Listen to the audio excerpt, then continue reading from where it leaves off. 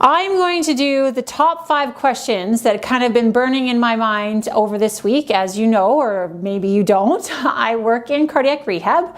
And so I often get asked a zillion questions throughout the week, and I thought I would post the top 5, the ones that seem to kind of be the most common, that seem to come up time and time again. So here we go. So the first question was in regards to apple juice. So this person said that they drink a ton of apple juice, but that it's organic, and wanted to make sure that that was okay.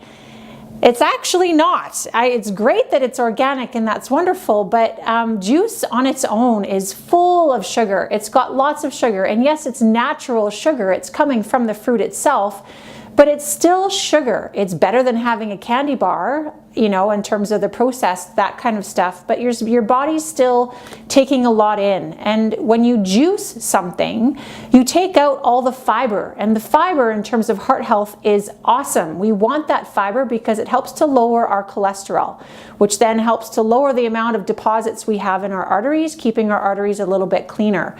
So when we want to be able to have the actual fruit, I would much prefer you to actually eat the fruit than juice it and drink it. And the other thing is that when you juice something, you get a lot more of the juice. If I was to have 1 apple, there'd be maybe a small little bit of actual juice if I was to squeeze that out into a cup.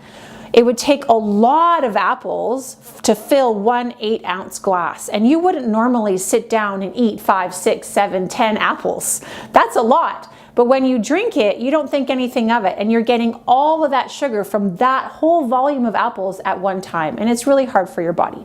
Okay, so juicing's not great. I prefer water. The next question was in terms of your Brilinta. Why do I need to be on my Brilinta when my doctor says I have to stay on it for a year? Why is that? Well, most of the time, if you've had a stent put into your artery, so there's been a blockage there, you've gone in, had an angiogram, and now they decided to do an angioplasty, so they put a stent into that artery to open up that artery. Your body looks at that stent like it's a foreign body. It's not something that normally would be there. And so there's these little components of your blood called platelets that are a little bit sticky that will go and try and go to this injured area. They think it's an injury. They'll go to this area and try and patch it up, almost like a clot. And by patching it up, they're building this little clot in terms of, or inside that very new, just opened artery. And they kind of end up making it so it's not so good there. They block it off. So with the Brilinta, it makes those platelets less sticky, a little slippery. And so they're not going to go and attach onto that stent. They're just going to slide off and keep that stent nice and open. So by the time about a year comes, your body naturally develops a little bit of a thin lining tissue around that stent. So your body's not going to recognize that there's anything there anymore. So it's not going to be attacking that stent anymore. So you won't have to be on that Brilinta likely. Makes sense, sort of? Okay. The next question was in regards to activity versus exercise. So they had said, well, you know what? I don't really think I need too much exercise because I'm pretty active. Like I do my housework. I've got all these chores I'm doing. I go out into my wood shop. They build furniture, this person, and said, you know, so I'm busy. I'm active all day. The difference between being active and exercise is how much load your heart is actually taking. Yes, it's different than just sitting on the couch. It's better than just sitting on the couch. Absolutely, being up and active and moving. But you're not actually working that heart. You're not actually creating a challenge for that heart to have to get a little bit stronger and a little bit better. By you just milling around, your heart's able to stay at a pretty steady state and just kind of truck along with you, and it's okay. When you actually do exercise, you're forcing that heart rate to come up a little bit higher. Your breathing rate is also going to increase, and that muscle is going to get stronger and more effective and efficient. Just like if you were training any other muscle in your body. If I was to give you a 3-pound weight and you were just to be able to lift and do bicep curls over and over and over again, some of you may find that your muscle just kind of checks out. You don't really need to feel like it's challenging you at all. If I was to give you a 10-pound weight or 15 or more and try and do that, now all of a sudden that muscle's being challenged and it now has to adapt to this new challenge. So that's why we need to exercise. Specific focused exercise time, because we want to build the muscle of that heart. We want to make that heart muscle stronger. And the only way that we're going to do that is if we actually focus some time to do it. Okay? The next question was in regards to cholesterol. This one comes up all the time. It's like, well, my doctor said that my cholesterol was fine. So why do I need to be on cholesterol medication? Well, if you've had a heart attack and you've had a narrowing or a blockage in that artery creating a heart attack, your cholesterol level was too high for you. So we have kind of norms or averages in terms of, benchmarks of where the average person is in terms of their cholesterol. Some may be a little bit higher, some might be a little bit lower, but it's really, if you're depositing into those arteries and creating blockages, no matter what your number says on paper, it's too high for you.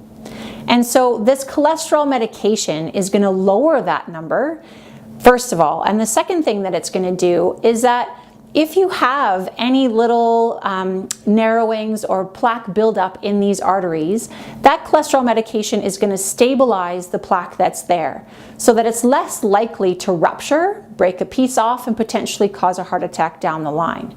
So the cholesterol medication is kind of doing two things: lowering your cholesterol and stabilizing the plaque that's there. And the reason you're on it is because you're watching this video and you've likely had a heart attack, which means you've likely had enough cholesterol building up in those arteries to block it off, no matter what your numbers were on paper. Okay? And now the last one was one that I found I took really personally, and I've developed a bit of a program from my cardiac rehab people in regards to this. This patient of ours spent 45 minutes in the snow because they fell and could not get back up. And so they waited there until a neighbor found them and were able to get back up. That is scary. That is super scary. And I don't want that to happen to people that we can potentially prevent that for. I would rather that not happen at all. That was just not nice to hear, and I felt so bad for this person. So I'm really trying to focus in on ways that we can make you stronger and be able to move a little better, even with some hip and knee and all those type of problems. So what I wanted to show to you today, just as a quick demonstration, is one way that you can work on getting down to the floor and getting back up. That's a little more gentle on your body.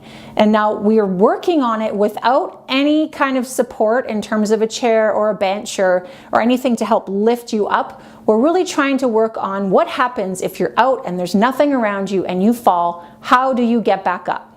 Okay? So I'm going to show you this really quick. So as I said, we're going to put some videos on the site that are going to work specifically on this kind of movement and start to build some strength, because I have a little bit of a fire in my belly for that now, because I don't want this to happen to anybody else if I can help it.